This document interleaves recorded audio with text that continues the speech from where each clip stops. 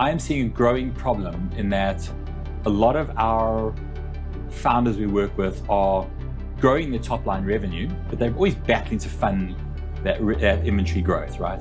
And then when I look at their profits, I look at the actual profit and how much they're giving away to the financiers. It feels like they're working for whoever's providing the loans. We're not going to name and shame loan companies here, but let's take something like Shopify Capital, right? There's a time and place where you might well need that, but it's a revenue-backed loan, right? So it's not the same as going to get a business loan where you have 3 years and you're going to pay back monthly installments and the effective interest rate is, say, 12%, right? So, Shopify loan will go, cool, we're going to give you a $10,000 loan, or if you're bigger, a $100,000 loan. Their security is that they're just taking a percentage of your revenue, right? That's one very typical way of how these products are structured to make them optically seen like they're, quite attractive. We don't talk about APR, which stands for annual percentage rate. They talk about these loans in absolute terms, right? And if I'm a founder or a CFO, I get it in the sense that, paying 5K to get 100K is not a huge amount of fees, but when it is on a shorter period, the effective interest just becomes very, very high. Yes.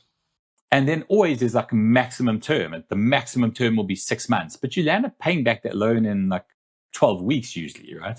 If you're growing. So you might go and say, Shopify gave me 100,000. They said I only have to pay back 105,000. You're thinking, I've only got 5% interest. Well, that's 5% over a 3-month period, right? So the effective interest rate on that is really more like 20 to 24%.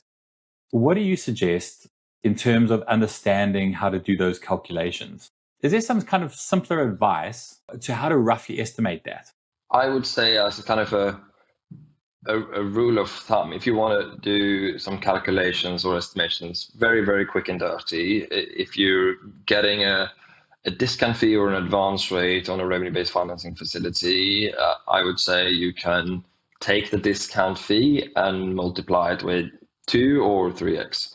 So you'll end up giving these revenue-based loan financiers a much bigger chunk of your profits than you think. What are some of the more common ways in which these fees are worded and therefore hidden compared to just saying, here's a 14% APR?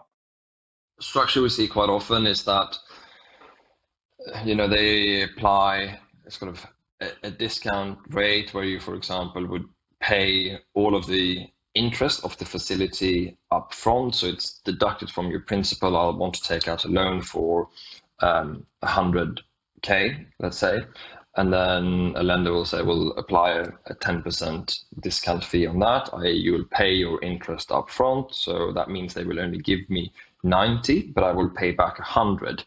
Now, then I will amortize on this loan over a 12 months period, just to make it simple, which means obviously that the principal balance outstanding on my loan is decreasing, right? But I've still paid a 10% discount fee on this capital. But as I'm amortizing, I'm still paying, let's call it 1% on 100K in month 11, when my outstanding balance, it's going to be 100K.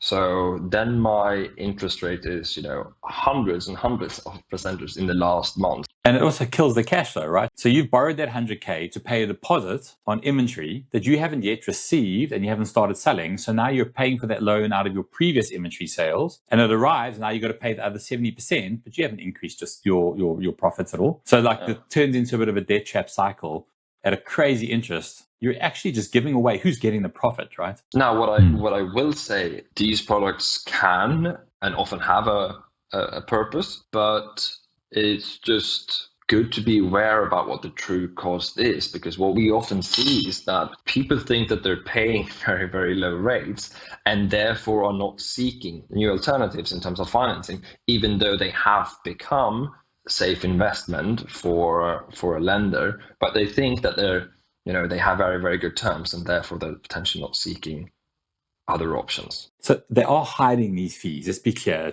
I think the purpose of their marketing is somewhat opaque to get you to sign up quickly, because you shouldn't be taking business loans for long-term growth of 20, 30%, right? Because then you're just giving all your profits to the financier. The starting point, this first concept for us to understand, and I want to make sure that the listeners are very clear in us raising the big risk, is that majority of you are getting into situations where you've got these revenue-based loans that are never ending. You can't get out of them. You're having to take another loan to pay for the next deposit or the next final payment. And the problem is you might not have understood the cost of capital. At some point, that is not the right solution for long-term growth. They have a place, but if you're going to choose to do revenue-based, understand the cost. And the cost isn't the $5,000 extra you're paying. You need to convert it to an APR or an annual percentage rate calculation. If you do that across all your different types of funding options, that's how we decide what we're doing. Revenue-based loans are very opaque and difficult to understand. Hopefully this conversation has helped with that quite a bit.